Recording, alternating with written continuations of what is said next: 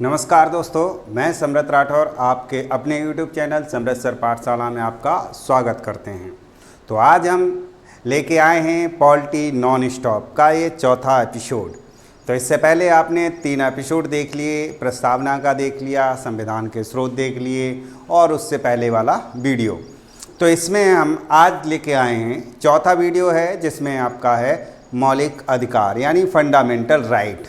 तो मूल अधिकार क्या हैं, मौलिक अधिकार क्या हैं, इस संबंध में हम आपको बताएंगे। इसमें है बिना पेन पेंसिल के।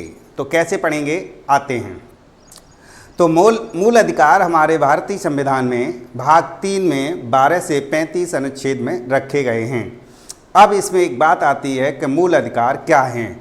तो मूल अधिकार वे हैं जो है जनता को प्रदत्त संविधान द्वारा वैसे अधिकार हैं जो उनके हितों का संरक्षण करते हैं। ये तो है मूल अधिकार की परिभाषा, यानी मनुष्य को अपने जीने के लिए कुछ अधिकार, विशेष अधिकार संविधान द्वारा प्राप्त किए हैं, उन अधिकारों को हम मौलिक अधिकार या मूल अधिकार कहते हैं। तो इसे भाग 3 और अनुच्छेद 12 से 35 के अंतर्गत रखा गया है। बात इसमें आती है किस भाग को, कभी कभी क्वेश्चन बनता है कि किस भाग को भारतीय संविधान में मैग्ना कार्टा के नाम से जाना जाता है। तो यहाँ सीधी सी बात है कि भाग 3 को मैग्ना कार्टा कहा जाता है। ये मैग्ना कार्टा क्या है, अब ये भी जानना जरूरी है कि मैग्ना कार्टा क्या है। तो मैग्ना कार्टा ये था कि जब ब्रिटेन सरकार के अंतर्गत लोगों ने अपने हितों के लिए अपना आंदोलन करके जिनको कुछ अधिकार दिए गए थे ब्रिटेन सरकार द्वारा, उन अधिकारों को वहाँ के भाषा में मैग्ना कार्टा कहा जाता था और वहीं के संविधान से हमारे संविधान में मैग्ना कार्टा एक अधिकार के रूप में जाना जाता है। अब हम ले चलते हैं आपको कि मूल अधिकार क्या थे। तो मूल अधिकार हमने जान लिए, अब जानेंगे मूल संविधान में कितने थे और अब कितने हैं। तो भारतीय संविधान में हमारा जब मूल संविधान था उसमें 7 अधिकार प्राप्त थे, लेकिन 44वां संविधान संशोधन 1978 में संपत्ति का अधिकार हटा दिया गया। तो अब हमारे पास कुल 6 मूल अधिकार बचे हैं। तो कौन कौन से मूल अधिकार हैं, जरा हम उनकी चर्चा कर लेते हैं। तो पहला है हमारे पास समता एवं समानता का अधिकार। समता एवं समानता हमें शब्द से ही पता चलती है कि सभी लोग समान रहेंगे। तो सिंपल सा पहला याद हो गया। दूसरा है हमारे पास स्वतंत्रता का अधिकार, यानी जब हम देश में रहेंगे तो हमें कुछ स्वतंत्रता और आज़ादी भी चाहिए। तो उससे संबंधित जितने भी अधिकार थे वो स्वतंत्रता के अधिकार दिए गए। तीसरा अधिकार है हमारे पास शोषण के विरुद्ध अधिकार। जब हम देश में लोकतंत्र में रहेंगे तो कोई हमारा कहीं से शोषण न कर सके, तो इसलिए हमें वहाँ पर शोषण का अधिकार भी दिया गया है। नंबर 4 हमको दिया गया है। चौथा है हमारे पास धार्मिक स्वतंत्रता। हमारा देश अखंडता से भरा हुआ है, तमाम धर्म हैं, देश अलग जातियां हैं, तो इसमें क्या है कि हमें अपने अपने धर्म को चलाने की इसलिए धार्मिक स्वतंत्रता भी हमको प्राप्त है। तो 4 हो गए। 5वें में पहुंचते हैं हमारे पास सांस्कृतिक एवं शिक्षा का अधिकार, कल्चरल एवं एजुकेशन। इसमें क्या है कि जितनी भी कल्चर और विशेष तरीके की होती है शिक्षा संबंधी हमारे पास अधिकार दिए गए हैं। इसके बाद आता है संवैधानिक उपचारों का अधिकार, जिसे डॉक्टर भीमराव अंबेडकर ने इसे संविधान की आत्मा भी कहा है। तो यहाँ पर क्या है कि संवैधानिक उपचारों का अधिकार यानी सभी को, कि इसमें आपको बहुत डिटेल में हम आपको बताएंगे कि इसमें उसी आत्मा क्यों कहा गया है, क्योंकि इसमें सबसे ज़्यादा उसके हितों का संरक्षण बताया गया है।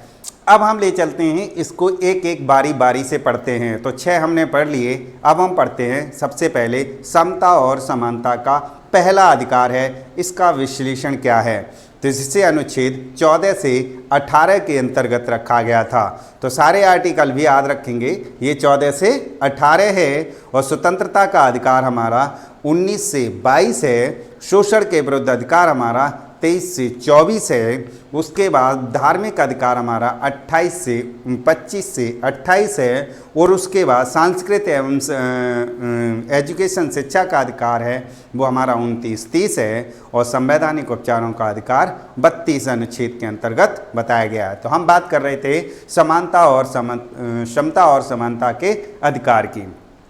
तो समता और समानता के अधिकार में हम बात कर लेते हैं 14 से 28। तो सिंपल सी बात है कि 14 से 28 नहीं, सॉरी 18, माफ़ कीजिएगा, 14 से 18। तो 14 से 18 में हमारे सबसे पहले पढ़ेंगे अनुच्छेद 14। अनुच्छेद 14 के अंतर्गत हमें बताया गया कि विधि के समक्ष समानता, यानी कानून की नज़र में सभी लोग समान होंगे। नंबर 2, 15, अनुच्छेद 15। अनुच्छेद 15 में है धर्म, जाति, लिंग, जन्म स्थान आदि के विभेद पर रोक, यानी किसी भी व्यक्ति के साथ जन्म स्थान, जाति, धर्म, लिंग के आधार पर किसी प्रकार का भेदभाव नहीं किया जाएगा। अनुच्छेद 16 में हमें बताया गया लोक नियोजन में अवसर की समानता, यानी सरकारी नौकरियों में सभी को समान अवसर प्राप्त होंगे, ये हो गया। उसके बाद अनुच्छेद 17 में बताया गया अस्पृश्यता का अंत। अस्पृश्यता शब्द होता है जिसे काफ़ी लोग नहीं समझ पाते हैं, जिसे हिंदी में कहते हैं छुआछूत। छुआछूत का कोई भी हमारे संविधान में प्रावधान नहीं है। बेसिक ज़िंदगी में आप क्या किसके साथ करते हैं कोई महत्वपूर्ण नहीं है, लेकिन संविधान में हमारे साथ ये है कि कोई भी छुआछूत वाला कॉन्सेप्ट लागू नहीं होता है। नंबर 18 में है उपाधियों का अंत। अनुच्छेद 18 में बताया गया तो उपाधियों का अंत, क्योंकि पहले युग में हमारे यहाँ 18 उपाधियों का युग बताया जाता था, कोई किसी को कोई उपाधि, किसी को कोई उपाधियाँ। नंबर 2, अब बात करते हैं स्वतंत्रता का अधिकार। स्वतंत्रता का अधिकार की जो हमने बात करी थी वो थी 19 से 22 के तहत। इसमें है हमें हर प्रकार को व्यक्ति को खुद के विकास के लिए उसे स्वतंत्रता मिलनी चाहिए, जिससे मनुष्य अपना स्वयं का विकास कर सके। तो इसमें 19 के ए के तहत दिया गया था। अब 19 पे आ जाएंगे। सबसे पहले अभिव्यक्ति की स्वतंत्रता। नंबर 1, 19 अभिव्यक्ति की स्वतंत्रता। अब 19 में कई भाग हैं, उसको जानना बेहद जरूरी है। वो क्या हैं? 19A अभिव्यक्ति की स्वतंत्रता। आप जानते हैं कि अभिव्यक्ति यानी बोलने की स्वतंत्रता। नंबर 1 19A में पढ़ते हैं बोलने की स्वतंत्रता। नंबर 2 19(2) में पढ़ेंगे शांतिपूर्ण एकत्र होने की स्वतंत्रता। नंबर 3 शांतिपूर्ण के बाद आता है सभा एवं समूह बनाने की स्वतंत्रता। समूह बनाने की स्वतंत्रता। नंबर 4 आ जाते हैं हमारे पास भारत में, पूरे भारत में आवागमन की स्वतंत्रता। नंबर 5 पे आ जाते हैं भारत में निवास की स्वतंत्रता। नंबर 6 पे आ जाते हैं आजीविका की स्वतंत्रता। इसको याद करने में थोड़ी अगर तकलीफ हो तो मैं आपको बड़े सिंपल तरीके से याद करा देते हैं कि अगर कोई एक नौजवान लड़का है जो भारत की सरकार की नीतियों से संतुष्ट नहीं है तो वो क्या करेगा? बोलेगा, बोलने की आज़ादी मांगेगा। अगर फिर भी नहीं कोई सुनेगा तो वो शांतिपूर्ण रूप से इकट्ठा होगा। उसके बाद अगर फिर भी नहीं सुनेगा तो सभा और संगठन बनाएगा, लेकिन उसमें याद रखेंगे शांतिपूर्ण संगठन में बिना हथियारों के। ठीक, उसके बाद सभा और समिति बनाएगा। जब सभा और समिति बनाएंगे तो देश विदेश में, वो पूरे देश में आवागमन की भी स्वतंत्रता होगी, आना जाना भी होगा तो वहाँ रुकने की व्यवस्था भी होगी, यानी आवास की व्यवस्था, निवास की स्वतंत्रता भी होगी। और जो व्यक्ति निवास करेगा तो उसको आजीविका चलाने की भी स्वतंत्रता मिलनी चाहिए। तो ये तो हो गया हमारे 19। अब हम चलते हैं अनुच्छेद 20। अनुच्छेद 20 में हमें बताया गया दोष सिद्ध के अपराध के दोष सिद्ध में अधिकार। देखिए अपराध के संबंध में क्या थे? अपराध में दोष सिद्ध के अधिकार थे कि अगर कोई व्यक्ति अपराध करता है तो उसके भी 3 प्रकार के हमारे पास वो हमें संरक्षण प्राप्त हैं। कौन कौन से संरक्षण प्राप्त हैं? नंबर 1 पहला है कि उससे उसी कानून के तहत सजा दी जाएगी जिस कानून के तहत उसने अपराध किया था। सपोज 2010 में कोई कानून था और 2010 में ही हमने कोई अपराध किया है तो मुझे उसी कानून के तहत हमें सज़ा दी जाएगी। आपने 2020 में कोई नया कानून बना लिया है तो उसके तहत सज़ा नहीं दी जाएगी। नंबर 1।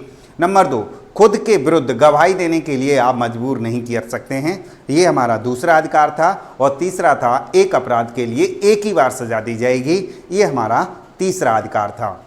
तो ये हमने आपको 20 के ABC बता दिए। अब हम ले चलते हैं 21। अब 21 में लेते हैं प्राण एवं दैहिक स्वतंत्रता, यानी मनुष्य को अपने जीवन के लिए प्राण एवं दैहिक यानी जीवन जीने का अधिकार प्राप्त होना चाहिए। ऐसे में जीवन जीने के अधिकार के लिए हमारे पास कुछ अधिकार होते हैं, जैसे सांस लेना, स्वच्छ पानी पीना, चिकित्सा व्यवस्था, मूलभूत सुविधाएं। मूलभूत जो भी हमारी ज़रूरत होती हैं उनको हम प्राण एवं दैहिक स्वतंत्रता के अंतर्गत रखते हैं। इसको हम क्या करते हैं, इसमें 21A। अब 21A में हम देखेंगे 46वें संविधान संशोधन अधिनियम 2002, 86वें संविधान संशोधन 2002 में एक नया प्रावधान जोड़ दिया गया जिसमें 6 वर्ष से 14 वर्ष के बच्चों को निःशुल्क एवं अनिवार्य शिक्षा जोड़ दिया गया। ये हो गया। उसके बाद अनुच्छेद 22 पे चलते हैं। अनुच्छेद 22 में बताया गया था कि गिरफ्तारी के संबंध में अधिकार, गिरफ्तारी के संबंध में अधिकार। कुछ लोग भूल जाते हैं दोष सिद्ध पहले है या अधिकार पहले है। तो पहले अपराध पहले होगा और उसके बाद गिरफ्तारी होगी। तो पहले 20 में आ जाएंगे हम अपराध के संबंध में और 22 में आ जाएंगे गिरफ्तारी के संबंध में। गिरफ्तारी के संबंध में हमारा अधिकार जो होते हैं वो हैं नंबर 1 कारण पूछने का अधिकार। अगर हमें कोई पुलिस अधिकार पकड़ने आई है या गिरफ्तार करने आई है तो पहला मेरा अधिकार है कि हम उससे कारण पूछेंगे कि आप किस कारण में हमको अरेस्ट करने आए हैं। नंबर 2 24 घंटे के अंदर नज़दीकी न्यायालय के अंतर्गत मुझे पेश करना होगा। इसमें झोलमोल चलता है, उसको हम आगे जिक्र में बता देंगे, क्योंकि आप इसमें आवागमन का समय छोड़ दिया जाता है और पुलिस इसी आवागमन के समय को अपना हथियार बना लेती है। किसी को 3 दिन, किसी को 4 दिन हवालात में रखे रहती है।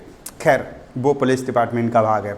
नंबर 3 इसमें है मनपसंद वकील की सलाह लेने की उसके पास स्वतंत्रता होती है। कितना भी बड़ा केस हो, अगर क्रिमिनल या अपराधी चाहता है कि मुझे इस वकील की सलाह चाहिए तो उसको ज़रूर सलाह दी जाएगी।